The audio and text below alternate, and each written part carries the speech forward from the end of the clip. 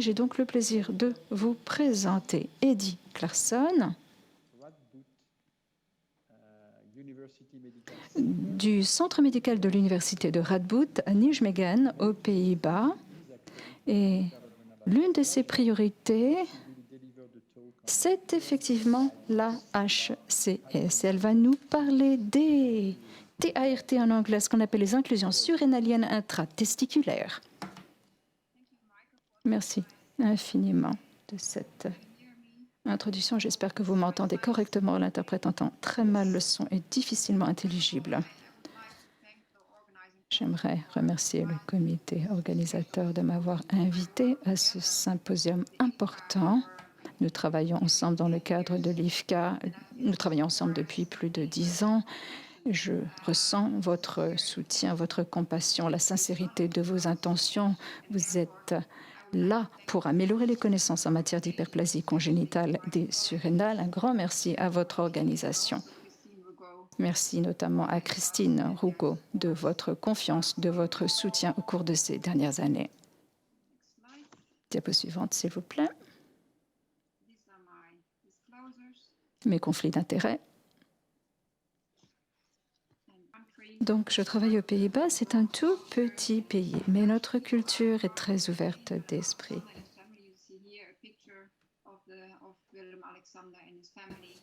Vous voyez ici une photo d'Alexander et de sa famille, avec tous les clichés habituels, les tulipes, les moulins à vent, ainsi qu'une photo de notre président actuel, Mark Cotton. Voici une photo du centre médical de l'Université de Radboud, juste à côté de l'hôpital des enfants, où je travaille. Alors, Michael y a déjà fait référence.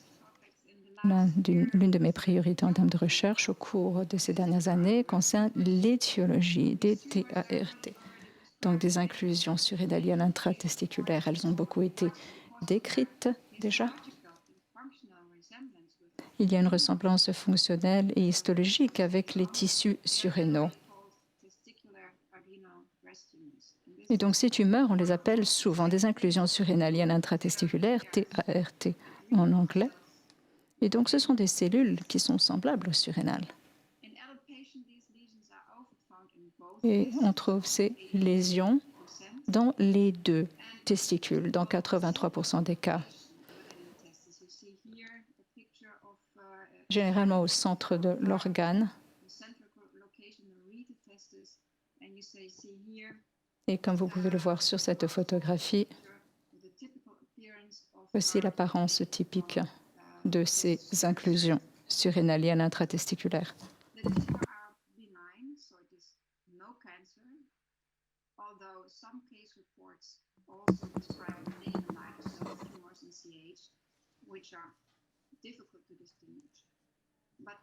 C'est donc une cause importante d'infertilité. Malgré l'absence de malignité, étant donné la localisation centrale de ces inclusions, notamment au niveau des tubules séminifères, il peut y avoir comme résultat l'infertilité. Donc, ça peut constituer une complication grave, ainsi que des obstructions chroniques au long cours qui peuvent endommager les tissus testiculaires et donc obérer la fonction testiculaire.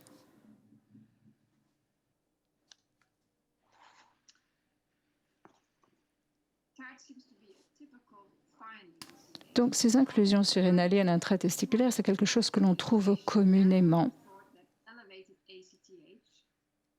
On constate une concentration élevée d'ACTH et on constate parfois également un rétrécissement de la tumeur après une intensification de la glucocorticothérapie chez certains patients, mais pas tous. Et comme je le montrerai tout à l'heure, la présentation typique, on constate une obstruction des tubules séminifères, infertilité. C'est lié à un mauvais contrôle hormonal, pas de corrélation entre le contrôle hormonal, la prévalence et la taille de la tumeur. De plus, ce type d'inclusion se présente déjà dans l'enfance, voire même dans la petite enfance. Propos inaudibles.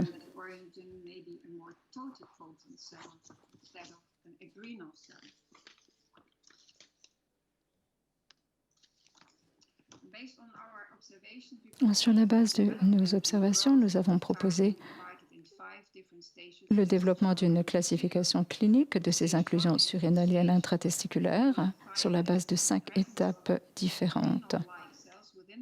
Donc, vous avez ici la présence de cellules semblables ou pareilles aux surrénales, qu'on ne voit pas forcément à l'échographie. Il peut y avoir régression au cours de la première année de vie.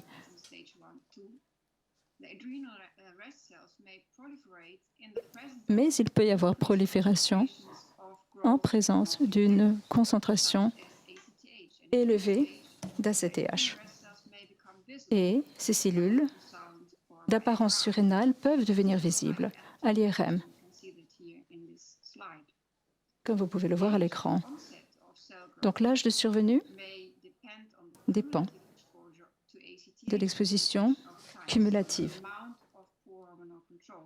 Donc cela dépend de la quantité et de la qualité de contrôle hormonal, mais également du nombre de récepteurs d'ACTH dans la cellule. Donc étape 3,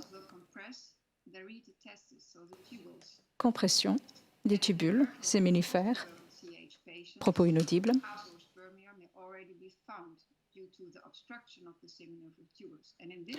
Obstruction des tubules séminifères et la taille de la tumeur peut baisser après traitement. Hypertrophie accrue au cours du 4e stade et donc l'obstruction peut évoluer et cela peut entraîner une fibrose.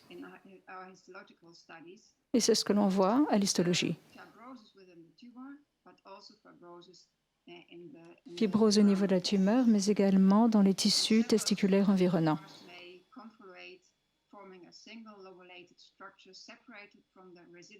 Propos inaudibles.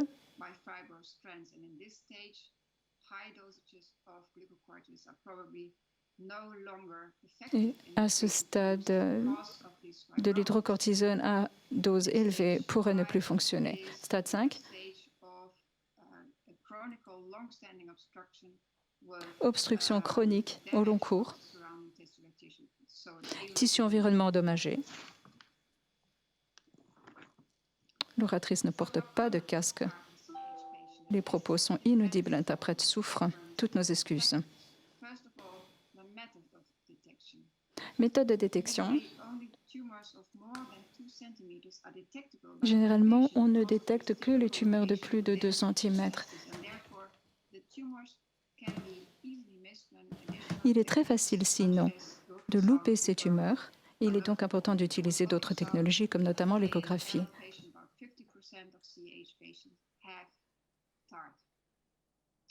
50% des patients atteints de HCS présentent ces inclusions surrénaliennes intratesticulaires ou TART en anglais,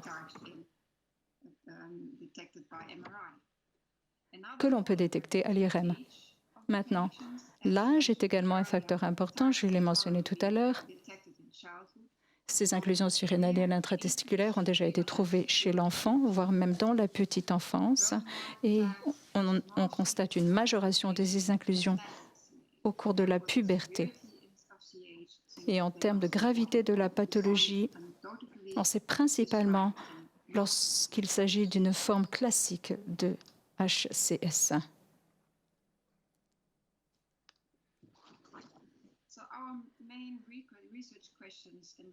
Alors, les priorités en termes de recherche ces dernières années sont les suivantes. Ces TART, ces inclusions surrénaliennes intratesticulaires correspondent à quel type de tissu? C'est la première question. Ensuite, quels sont les facteurs de croissance de ces inclusions? Et troisièmement, de quelle façon peut-on traiter ces inclusions? Alors, de quel type de tissu parle-t-on? Eddie. Eddie, le son est catastrophique. Il y a des bruits de papier. On vous entend très mal. Merci d'avance de bien vouloir améliorer la qualité du son. On observe une présentation classique. Ces tissus peuvent contenir des enzymes, des récepteurs spécifiques surrénaliens, des hormones spécifiques surrénaliennes dans les tissus tumoraux. De plus, ces tumeurs produisent des hormones qui généralement sont uniquement produites dans les surrénales. Mais ce qui est intéressant, c'est le fait que cette présentation est également testiculaire. Donc, les caractéristiques sont à la fois surrénales et testiculaires. Donc, on a procédé à des mesures sur la base d'échantillons. Donc, vous avez des hommes présentant ces inclusions surrénaliennes intratesticulaires, donc prélèvement sanguin. Et lors du retrait de l'intervention chirurgicale, pour retirer les inclusions, on a prélevé du sang. Et on utilise le marqueur habituel 17-OHP. Et on constate une concentration élevée de stéroïdes. Et c'est spécifique, c'est propre aux tissus surrénaux. On constate que les inclusions produisent effectivement des stéroïdes qui sont propres aux surrénales. Et donc, pour regarder la situation plus en détail, il y a quelques années, avec le soutien d'une subvention de l'IFCA, nous avons procédé à une analyse d'expression génique sur différents échantillons. Donc, on a sélectionné 15 gènes qui interviennent dans différentes voies de signalisation et en fonction de la présence ou de l'absence de ces 15 enzymes différentes, on a divisé les voies de signalisation en 4 silos. D'une part, une voie commune, surrénale, une voie spécifique aux cellules de Leydig. Vous avez ensuite la périphérie, une voie spécifique au cortex surrénal. Et en vert, vous voyez les résultats concernant ces tissus de type TART, ces inclusions surrénaliennes intratesticulaires. Donc, vous voyez une expression génique de ces inclusions en vert, mais également la présentation spécifiquement testiculaire. Et on voit de plus en plus de cellules totipotentes. En étape suivante, s'agissant de la caractérisation de ces inclusions, vous avez des facteurs de transcription qui participent au développement de ces cellules et également à leur différenciation. Donc, vous avez le GATA4, le GATA6, etc., qui sont exprimés dans les cellules somatiques testiculaires. Les GATA3 et le GATA6, c'est plus spécifique aux surrénales.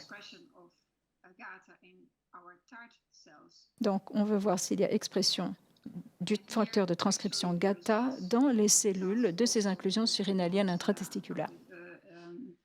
Résultat, alors, nous avons reçu le soutien de l'IFCA ainsi que de notre doctorant.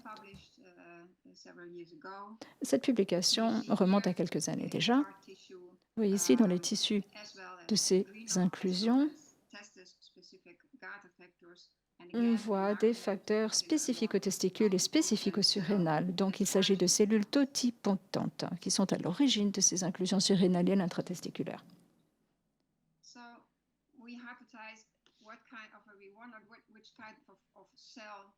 Donc, de quel type de cellules parle-t-on?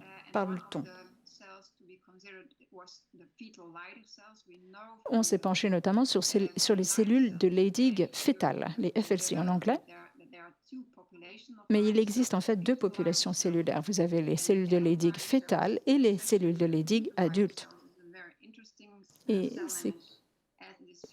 et ce sont des cellules extrêmement intéressantes, car elles présentent les deux caractéristiques, surrénales d'une part, testiculaire d'autre part. Car il faut prendre en compte le PAG. Il faut prendre en compte que ces deux types de tissus ont en commun leur prémordium adrénogonadique. Donc on constate ici de nombreuses similitudes. Il y a des récepteurs d'ACTH dans ces cellules, mais également des récepteurs à hormones lutéinisantes, ainsi que d'autres enzymes que l'on trouve dans les inclusions TART.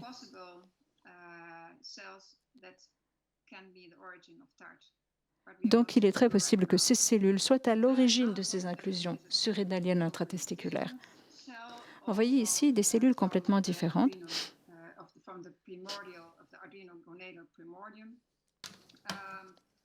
S'agissant du primordium adrénogonadique, ou PAG en français, vous avez également des cellules progénitrices. Ensuite, il y a développement, suite à la stimulation, mais des études supplémentaires sont nécessaires pour aller plus dans les détails. Alors, quels sont les facteurs qui entraînent la croissance de ces inclusions surrénaliennes intratesticulaires? On a déjà dit que dans ces inclusions, on trouve des récepteurs d'ACTH, donc exposition prolongée,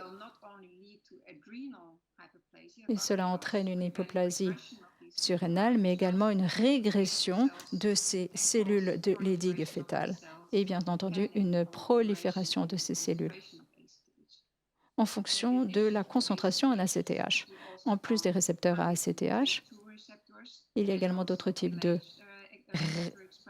récepteurs, d'angiotensine 2, d'hormones lutéinisantes, d'où la question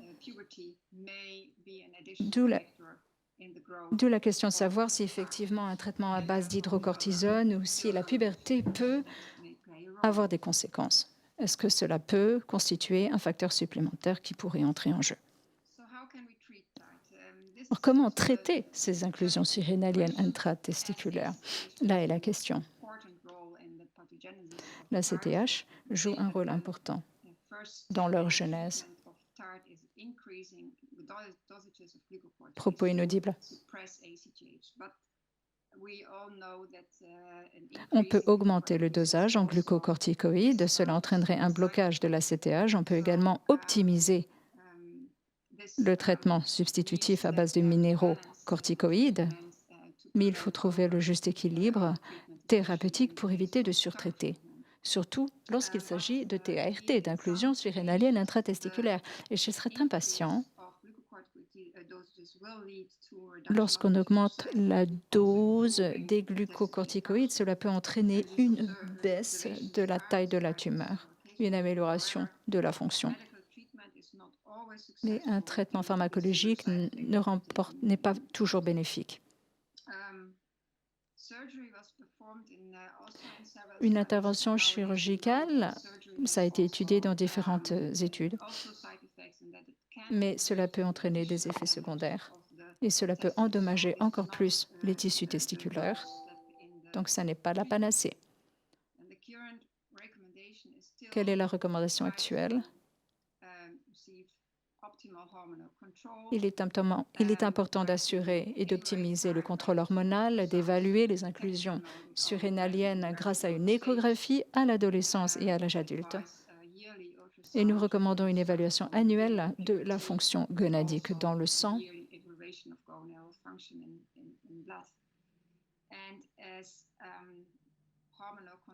Et lorsqu'il y a présence d'inclusion surrénalienne intratesticulaire, pourquoi ne pas envisager une cryopréservation?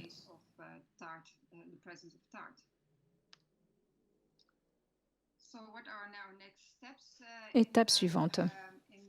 Quelle est la marche à suivre?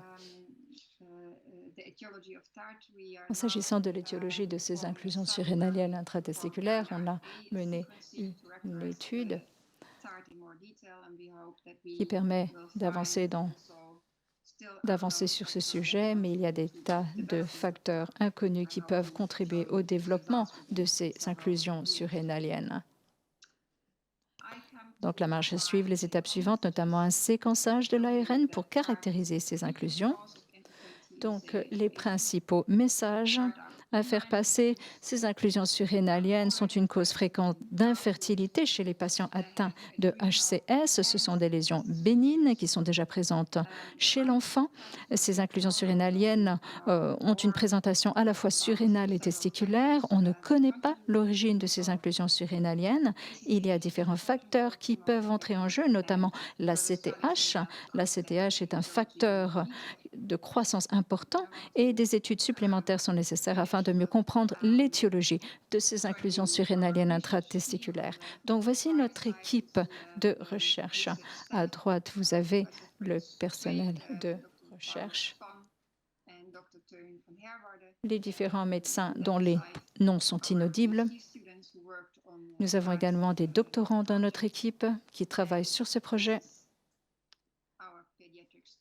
et notre équipe pédiatrique. Un grand merci encore une fois à l'IFCA pour son soutien. Et j'aimerais terminer par une annonce. Venez nous voir. Notre symposium est prévu le 29 et le 30 octobre 2021. Nous nous réjouissons d'avance de vous accueillir. Merci de votre attention et je suis à votre disposition si vous avez des questions. C'était très clair et la discussion est ouverte. Martine, souhaitez-vous lancer? Oui, merci. On se demande, pensez-vous que la base, c'est plus tard dans la vie du fœtus et que ces traitements vont pouvoir réduire le risque de tard dans le cerveau? C'est une très bonne question, en fait. On pense que probablement les niveaux élevés peuvent jouer un rôle. Quand on regarde d'autres formes acquises, il s'agit effectivement de l'effet d'un niveau élevé, mais donc le niveau est presque de zéro. Donc il doit y avoir un effet, ça doit jouer un rôle. De l'autre côté, on n'a pas assez de données pour être certain qu'un traitement va forcément aider. Mais il y a des études à faire. On a déjà évoqué qu'il y a aussi des effets secondaires pour la mère et pour le fœtus. Donc je pense qu'il faut d'abord avoir un peu plus de données pour en savoir un peu plus par rapport à la grossesse. Il y a des questions par rapport à la manière dont vous occupez des enfants mâles. On commence, ou même des jeunes adultes. Est-ce que vous conseillez de cryopréserver les spermatozoïdes lorsque vous constatez qu'il y a une tarte? Et la deuxième question, c'est que quand est-ce que vous commencez à tester, d'après vous? Nos patients sont bien contrôlés, donc je commence avec au niveau de la puberté, 4-5 millilitres, et puis lorsque je détecte le TRT, je fais le suivi un petit peu plus poussé, et si c'est une tarte résistante, il faut optimiser le traitement. J'évoque la possibilité, avec le garçon et avec les parents, la possibilité de mettre de côté, de préserver un peu de spermatozoïdes. La conservation, c'est une possibilité, surtout lorsque c'est en croissance et lorsqu'il n'y a pas, s'il n'y a pas de décroissance.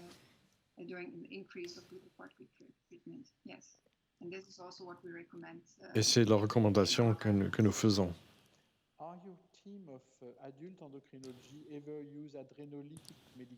Est-ce que vous utilisez pour des adultes adrénométalliques, comme l'a déjà été fait avec d'autres équipes en France, pour détruire l'inclusion?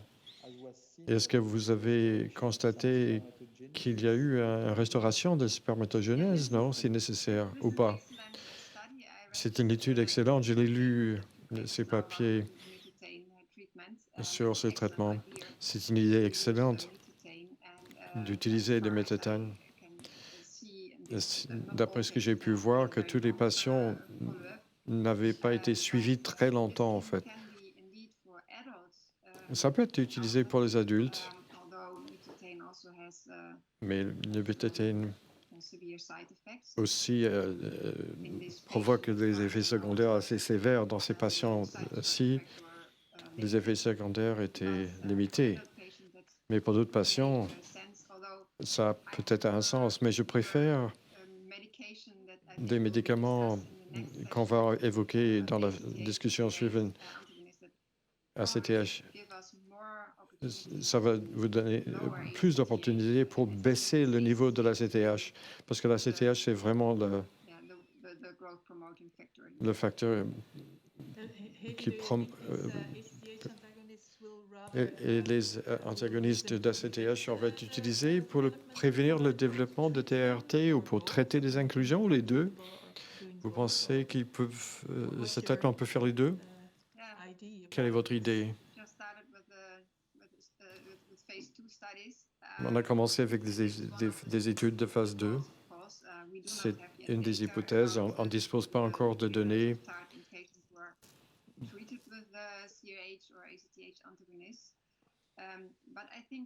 Mais je pense que lorsqu'on aura les adolescents sous contrôle, sur bon contrôle, avec un niveau presque normal d'ACTH, je pense qu'on pourrait au moins garder les tumeurs aussi longtemps que possible. Merci beaucoup. Il y a beaucoup de questions, mais il faut passer à la suite. Je suis désolé. Je joue le rôle de gardien du temps. Il y a des gens dans le chat. Si vous avez des questions, vous pouvez envoyer des questions directement si besoin. Et merci Heidi. Et merci du soutien.